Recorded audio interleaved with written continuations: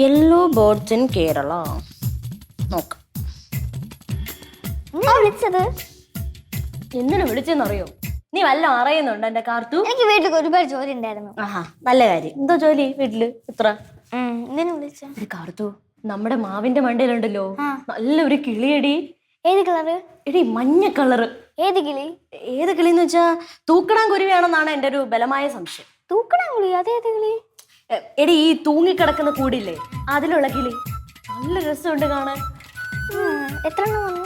എടി അതൊരു 7-8 ഒരു 10-10-നുള്ളിൽ ഇഷ്ടംപോലെ കളി ഉണ്ടായിരുന്നു. 10-നുള്ളിൽ യൂട്യൂബിലൊക്കെ കണ്ടിട്ടുണ്ട്. ചകിരിയൊക്കെ വെച്ചിട്ട് നല്ല രസമല്ലേ മക്കളെ? എത്ര കിളി എന്ന് പറഞ്ഞത്? അത് പിന്നെ കുറച്ച് കിളി. കുറച്ച് കിളി. ഷോ, തള്ളി മറിക്കാൻ എന്റെ മോളെ കഴിഞ്ഞിട്ടേ ഉള്ളൂ. ഒരു കിളി എങ്ങാണ്ട് കണ്ട് അത് അവൾ അച്ഛൻ പറഞ്ഞു കൊടുത്ത് തൂക്കണം കിളി ആയിരിക്കുന്നു. അതിനാണ് 8-10 കിളിയല്ലേ? എനിക്കിത് കേട്ടപ്പോ തന്നെ എനിക്ക് മനസ്സിലായി, ഒറ്റയ്ക്ക് ഹിമാലയം തള്ളി മറിക്കാൻ കഴിവുള്ള ചേച്ചിയാണ്. നിനക്ക് എന്താണ് രാവിലെ രണ്ടും കൂടെ? ഈ ചേച്ചി വിളിച്ചു വരുത്തിയതാ. മക്കളെ, നിനക്ക് വേറെ പണിയൊന്നുമില്ല. അവള് വിളിച്ചോടനെ വരാൻ നിൽക്കണ എന്തിന്? അവളോ പഠിക്കൂല, നീങ്കിലും ഇരുന്ന് പഠിച്ചൂടെ? ഈ സമ്മതിക്കണ്ടേ? ഓ പിന്നെ വലിയ പഠിപ്പിച്ചു വന്നേക്കുന്നു, പഠിക്കാൻ പോണോ? തുടങ്ങി. മണി, അല്ല, നീ എന്തിനാ ഇവിടെ അടുത്ത് വരാൻ പറഞ്ഞത്? അത് പറ ആദ്യം കാര്യം.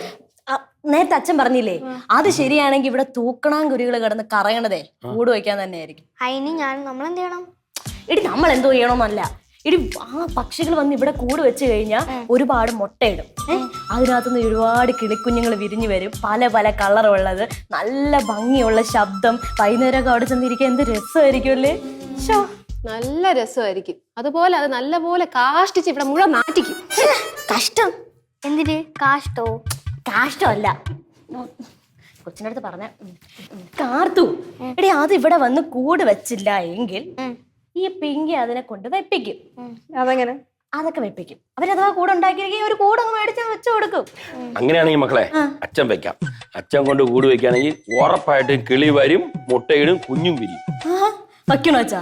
അച്ഛൻ വെക്കണം. നമുക്ക് ഈ വീടും പരിസരവും മൊത്തം ഒരു പക്ഷി സങ്കേതമാക്കണം. ഇത്രയും നാള് പട്ടി സങ്കേതമായിരുന്നു, ഇപ്പൊ പക്ഷി. മൊത്തം നെഗറ്റീവ്. ഇവളെ കൊണ്ട് തോറ്റല്ല. അമ്മയ്ക്ക് അറിയാലോ ഞാൻ ഒരു പ്രകൃതി സ്നേഹിയാണെന്ന്. എന്താ പ്രകൃതി സ്നേഹിയ? ചെടിക്ക് ഒരു വെള്ളം പോലും ഒഴിക്കൂല, അവളാണ് പ്രകൃതി സ്നേഹി. പിന്നെ അങ്ങ് എല്ലാം ചെയ്യും. എന്താ ഞാൻ ചെയ്യൂലേ? എടി, നിനക്ക് മറ്റേ പക്ഷി മാത്രം മതി, ഇനി വേറെ വല്ലതും വേണോ? ഇപ്പൊ പക്ഷി മതി. ഞാൻ പട്ടിയായി, ഇനി പക്ഷിയായി. അല്ല, നിനക്കേ ഈ അട്ട, പുഴു, പാറ്റ, പഴുതാര, പാമ്പിനോടൊന്നും സ്നേഹമില്ല? നീ അതൊക്കെ വളർത്തോന്ന് അറിയാൻ വേണ്ടി ചോദിച്ചതാണേ.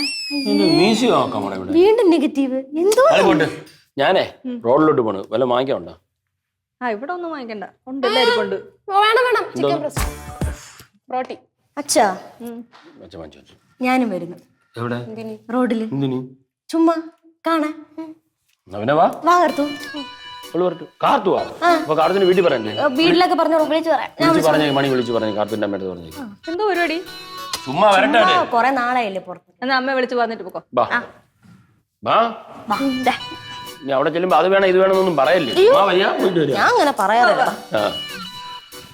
ചിരിയും മൊഴിയും ചേരും തട്ടുപൊളിപ്പൻ കൂടാണേ. എന്നിഷ്ടം നിന്നിഷ്ടം ഒത്താലോ തന്നിഷ്ടം. പിടിപലി കളി ചിരിപൂരം മുരളയ്ക്കു പേര്.